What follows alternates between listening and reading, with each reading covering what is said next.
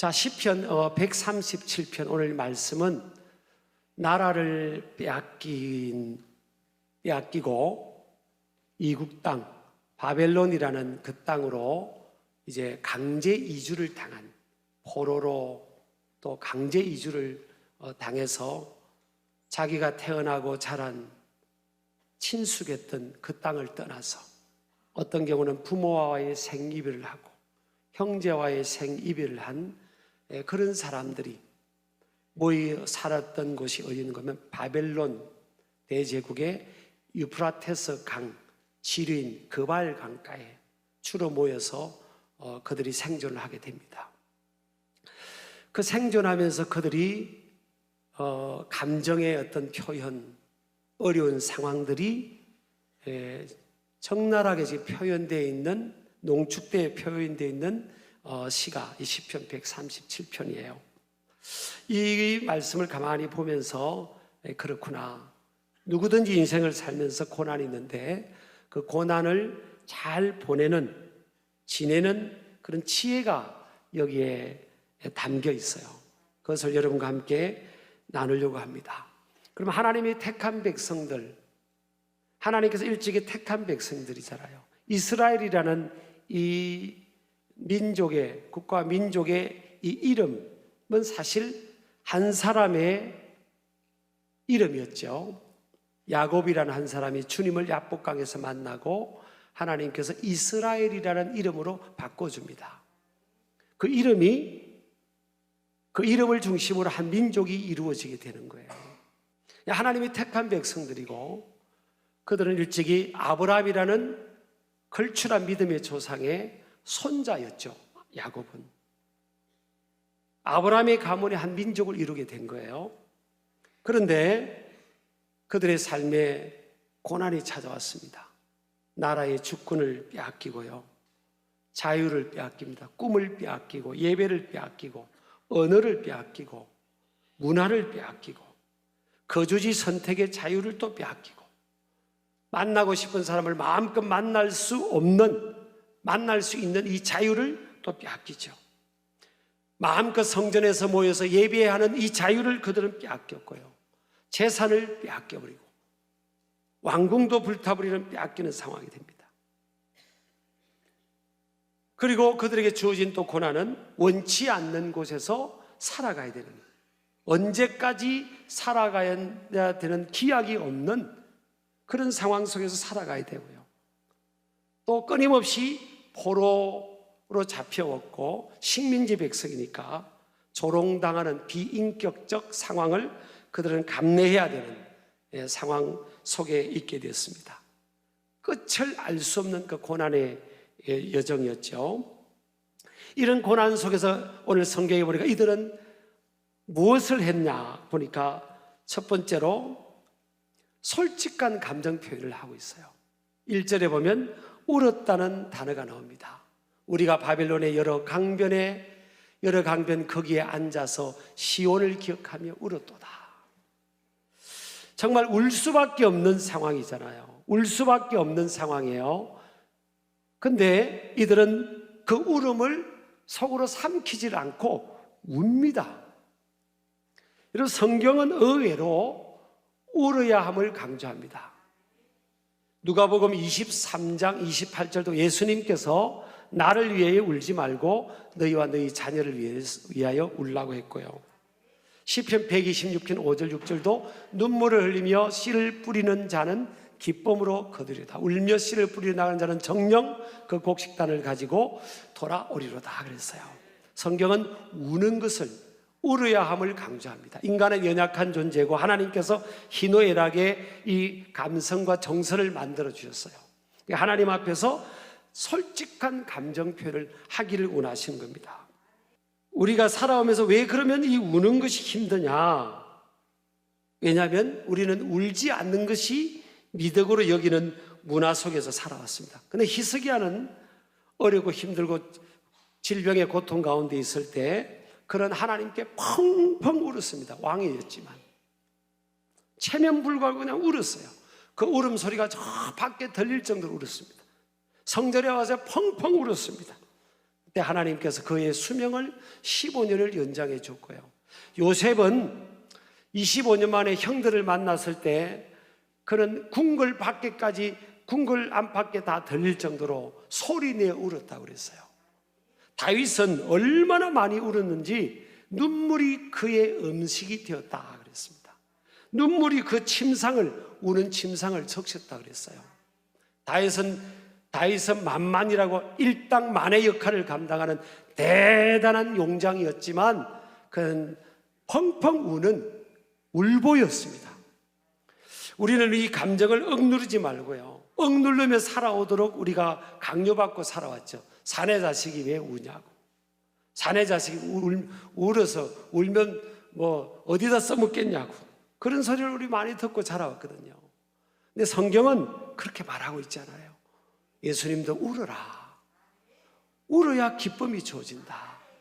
울어야 풀린다는 거예요. 하나님도 여러분 눈물에 약하셨어요. 히스기야가 울고 다윗이 울고 또 에스더가 울고 많은 성경의 인물들이 우니까 하나님께서 마음을 움직이시고 감동받으셨잖아요. 시편을 읽다 보면요, 시편을 읽다 보면 이렇게 정직한 감정 표현의 신앙의 시, 하나님 말씀의 시가 있을까? 너무너무 감정 표현을 솔직하게 합니다. 어떤 경우는요, 울 뿐만 아니라 힘들면 힘들다고 하고요, 또 이들이 살아오면서 나라를 빼앗기고 나라가 멸망될 때 에돔이란 나라가, 에돔 족속이 이스라엘 민족이 망하니까 막 박수치고 좋아했어요. 사실 이 에돔은요, 어디서 출발한 민족인가 하면 에스라는 사람을 통해 시작된 민족입니다. 에스가 누굽니까? 야곱하고 쌍둥이 형제가 아니에요. 아니, 형제인데 형제가 망하는데 막 박수 친다고요. 사람이 못돼 먹었어요. 여러분, 우리가 언제 누구에게 가장 큰 상처를 받죠? 모르는 사람, 타인이 아니에요. 내 형제, 가까운 사람, 내가 믿었던 사람, 내가 사랑을 베풀어 줬던 사람, 항상 내 가까이 있던 사람, 그 사람을 통해 상처를 주고받는 거예요. 그 상처가 그 깊은 거죠. 그게 인생사인 거예요. 아니, 쌍둥이 형제가 지금, 쌍둥이 지금 동생 댁이 망하는데 박수치고 있잖아요. 그래서 우리가 이럴 때 지금 이 이스라엘 민족이요, 포로 잡혀가지고 그 감정 상처를 안고 있지 않습니다. 오늘 7절에 보니까 에돔을 위해서 기도합니다. 하나님, 에돔을 하나님 자손을 쳐주세요. 우리의 원수를 갚아달라고 솔직하게 하나님께 그의 원한을, 이 분노를 하나님께 다 올려드립니다. 저는요, 이것도 필요하다고 생각합니다. 내가 저 사람 원수를 갚아야지, 내 이 상처를 내가 반드시 내가 원수 갚아야지, 이게 내가 이 상처와 이 분노를 안고 살지 말고요, 그것까지도 하나님께 솔직한 감정으로 올려드린 거예요. 하나님, 왜냐하면 사람의 원수를 갚는 것도 하나님의 손에 있거든요. 여러분, 믿으시기 바랍니다. 그래서 가장 강한 사람은 안 우는 사람이 아니고 잘 우는 사람이고, 지혜로운 사람은 하나님 앞에 그 솔직한 감정을 다 아뢰일 수 있는 사람. 또 이 고난 중에 살아가는 우리가 지혜는요, 오늘 이들이 보니까 1절에 보니까 우리가 바벨론의 여러 강변 거기에 앉아서라는 단어가 나와요. 앉아서 울었도다. 이들은 앉아서 시온을 기억하며 울었도다. 이들이 살아갔던 땅은 시온 땅입니다. 축복의 땅, 하나님의 임재가 있는 땅, 예루살렘 성전이 있는 땅이에요. 그곳에서 이들은 옮겨졌습니다. 그들이 있어야 될 곳, 있고 싶었고 친숙하고, 또 그들이 원하는 그 있기를 원했던, 그 거주하기를 원했던 그 땅은 시온입니다. 시온. 근데 그들은 자기들의 의사와 상관없이 바벨론에 있는 거예요. 그리고 바벨론 시내 한복판도 아니에요. 주류의 땅도 아닙니다. 수도가 있는 주류의 땅도 아니에요. 여러 강변 거기에. 여러분, 예전에 저는 이제 어느 강이 흐르는, 우리나라에 강이 흐르는 곳 근처에 자랐잖아요. 그래서 예전에는, 여러분들이 오해하지 마세요.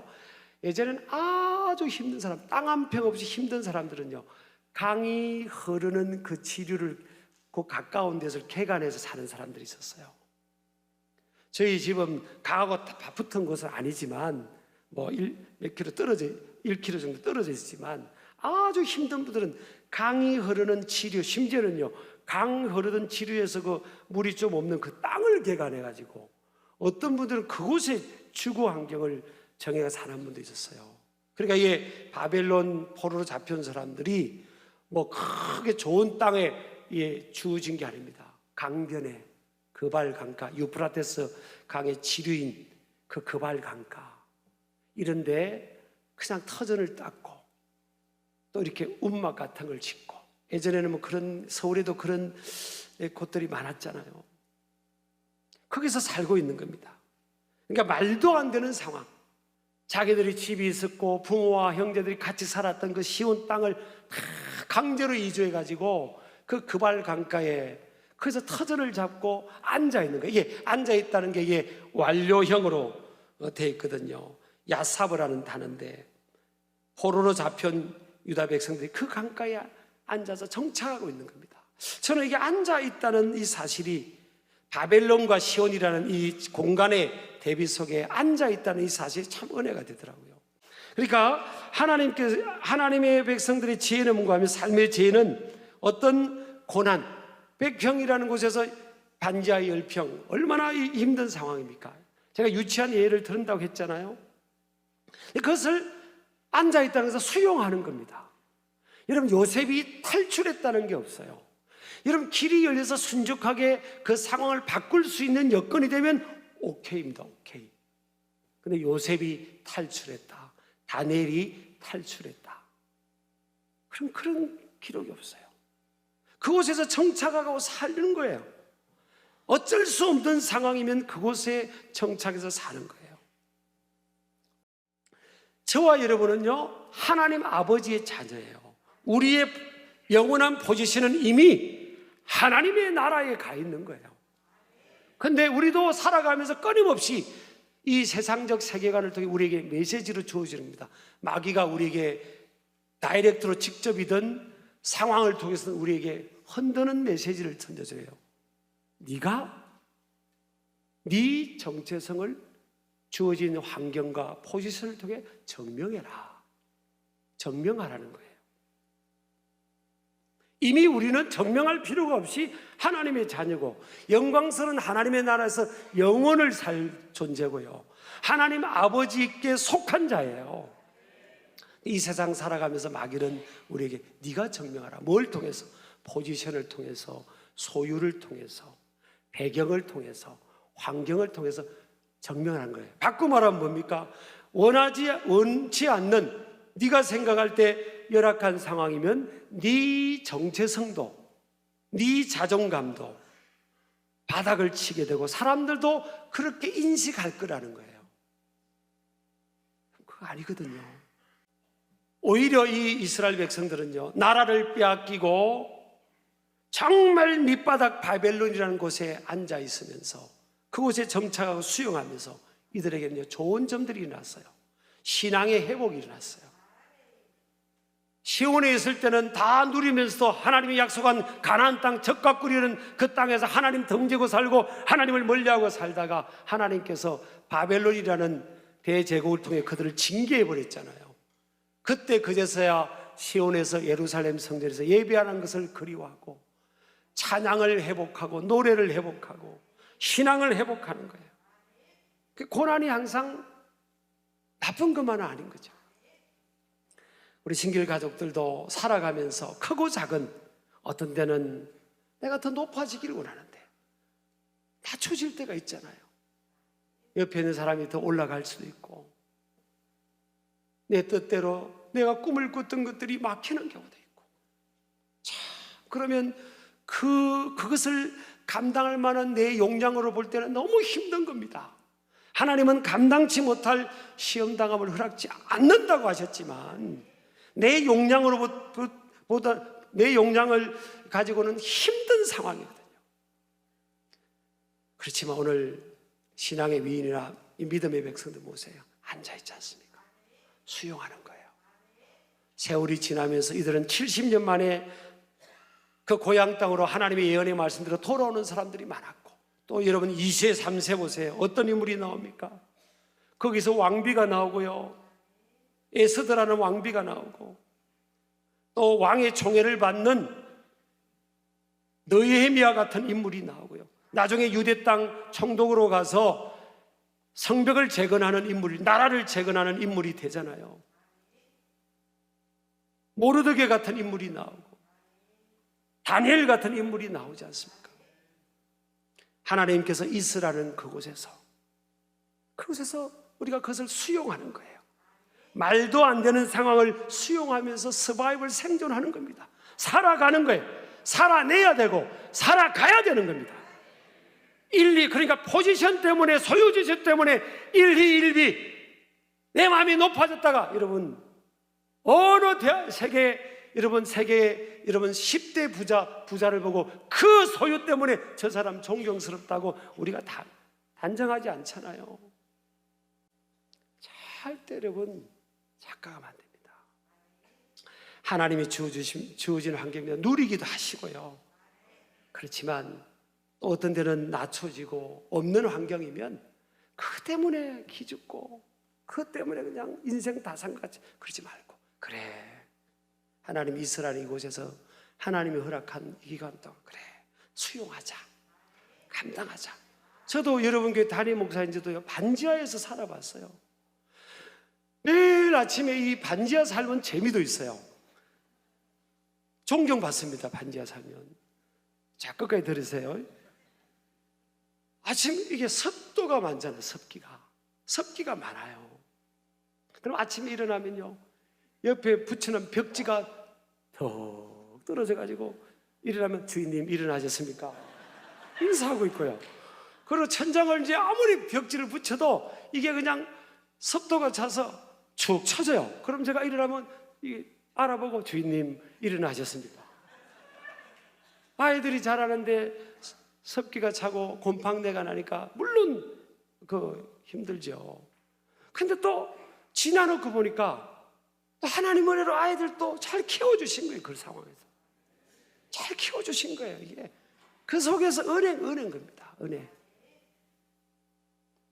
여러분요, 말도 안 되는 상황을 만나고 이스라엘 백성들에게 바벨론과 같은 상황을 만나도, 그발 강가를 만나도요, 이스라엘은 그곳에 수용하고 있는 거예요.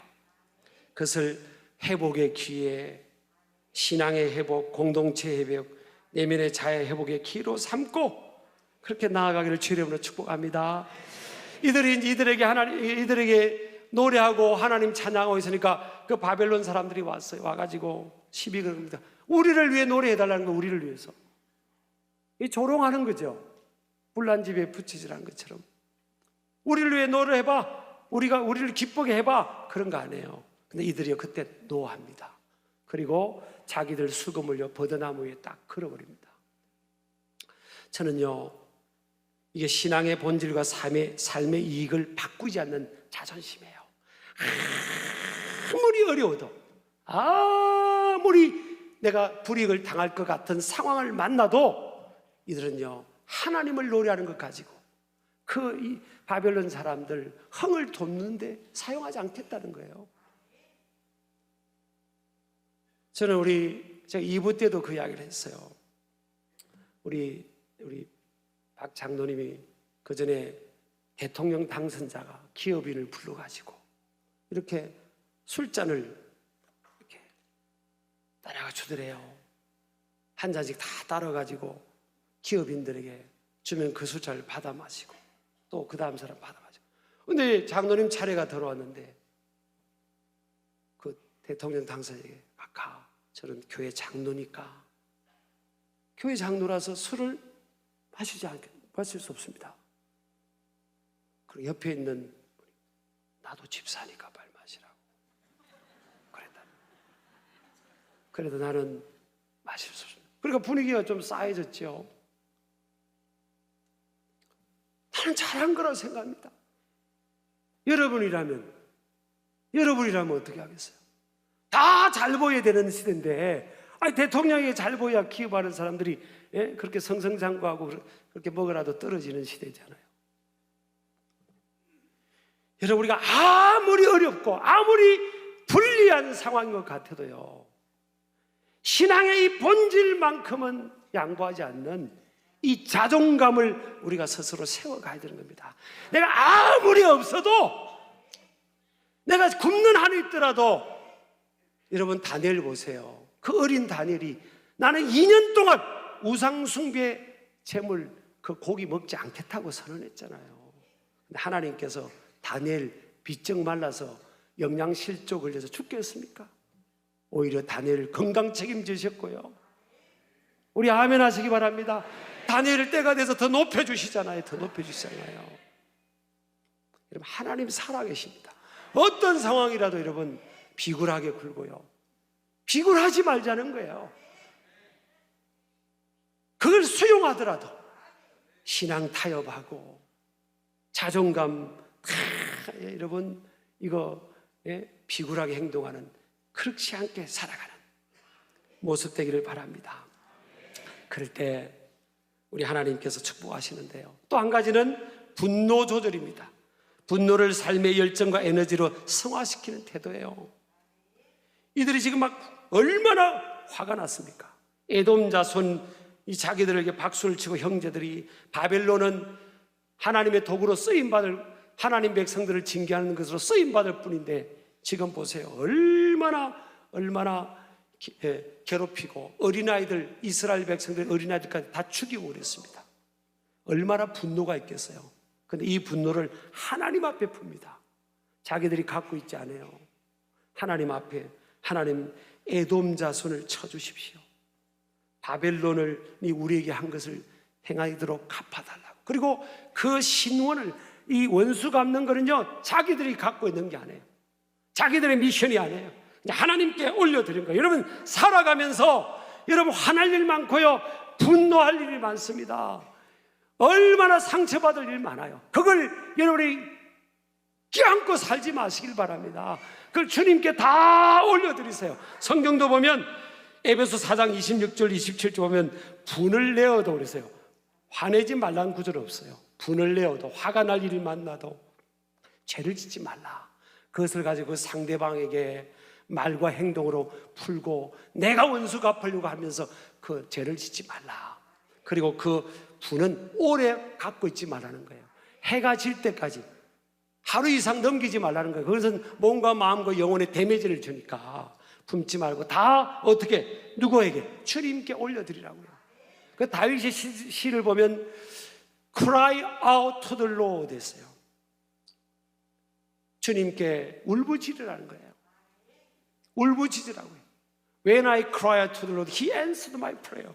내가 주님께 울부짖을 때마다 주님께서 내 기도에 응답하셨다 그랬잖아요. 어렵고 힘들고 고통스럽고 말로 할 수 없는 이 괴로움이 있고 분노가 일어나면 이걸 주님께 올려드리더라고요. 주님께 말하세요. 주님, 내가 이런 상황을 만났습니다.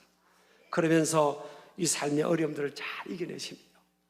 이스라엘 백성들이 고토를 회복한 것처럼 때가 되면 하나님께서 회복의 역사로 그렇게 인도하시고, 오히려 전화위복, 따라합시다. 전화위복.